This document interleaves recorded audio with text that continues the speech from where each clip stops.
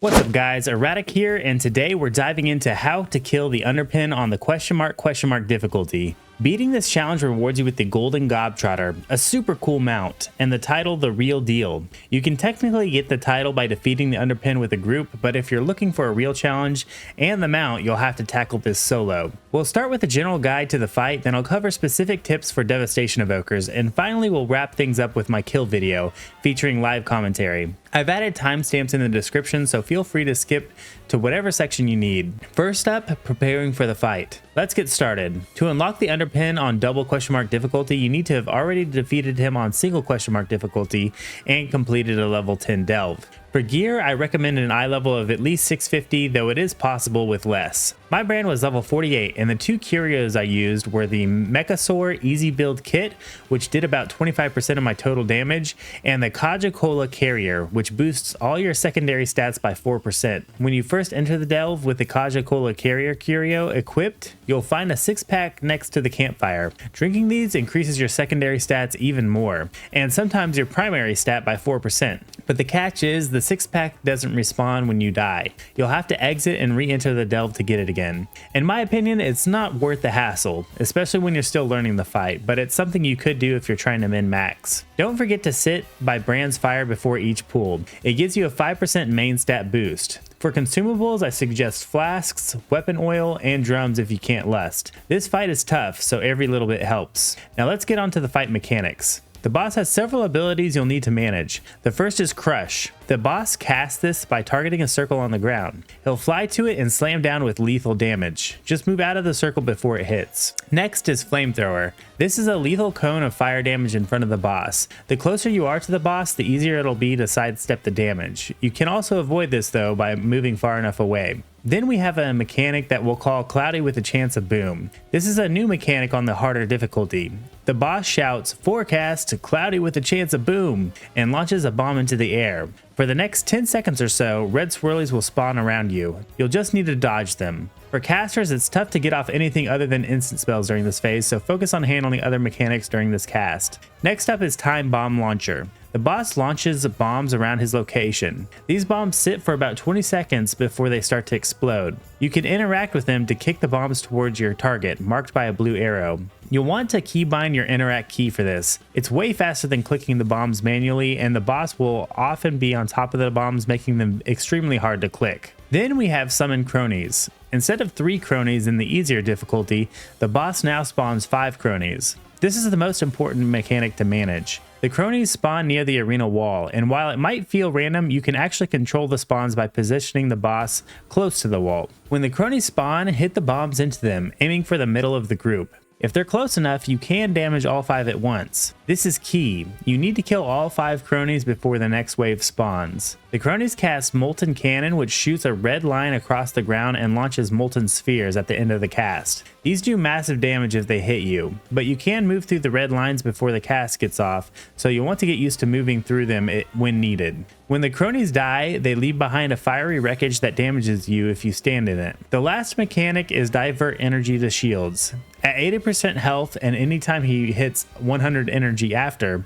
the boss casts this, putting up a shield. You'll need to burn through it before he finishes casting Recharge, or he'll heal for 25%. After breaking the shield, oil spills appear for the next 5 to 10 seconds. These slow you down and make it tough to change direction, so try to leave the spills near the dead cronies and kite the boss away. Now that we've covered the mechanics, here's the general strategy. Start the boss in the southeastern part of the room near the wall. This helps force the cronies to spawn together. Once you kill a group of cronies, kite the boss clockwise along the wall, avoiding other mechanics. If you can consistently manage the cronies, you've basically got the fight down. I recommend saving Lust for when the boss hits around 30% health. At that point, you can potentially just ignore the cronies and burn the boss down. And that's the fight. Before we get into the kill video, let's talk about Devastation Evoker specifics. Here's the talent build I used, and I'll leave the import string in the description. After a lot of trial and error, I found this to be the most effective. 2 key utility talents are Unravel, which is great for breaking the boss's shield, and Time Spiral, which is useful in emergencies when you need a hover, but it's on cooldown.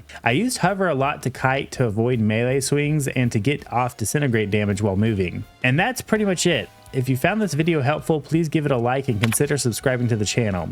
Now let's jump into the kill video with commentary, and if you have any questions, drop them in the comments below. Okay, so at the start of every kill, I was going to start off with... Actually, it looks like we don't do it here. So we're going to start off with a Shattering Star. I mean, we're just doing damage here. We want to do as much damage as we can, get the boss to below 80% health before. We want to keep him in this area right here so that he spawns all of his adds, hopefully against this gate that's over here. Again, we're just doing damage. We're going to try to keep hover up while we're having to deal with these little flame swirlies. I want to be near the bombs if I can be as soon as the ads drop, so I can try to kill them as quickly as possible just to reduce the amount of shit going on here, and just avoiding all of the different things. This is a really, really good pool because I get to kill all 5 of them really quickly. I want to keep him right here so that after the shield phase, he drops the oil slicks away from where I want to kite him to, which is to the other side of the door. So again, just doing damage. I'm a little scared of where he is right now, but it should be fine because it looks like he moves a little bit closer. So again, just doing damage to the shield. Get him past this phase. We're not really worried about the bombs. We're just going to pull him all the way over as soon as we get done with this phase. I can see that we have our full cooldowns up, so probably going to go and use my cooldowns. Yeah, so here we go. We're going to go full damage here, see if we can get as much damage. I actually think it's best to hold your big burst damage until after that first phase, because now I think he just goes through a sequence of abilities and then he puts up his shields. It's not a percentage. The first percentage for the shields is 80%, but now it's actually... he just uses a sequence of abilities and then he puts up his shields. So the boss went super far away, so I'm just damaging the ads instead of going for bombs.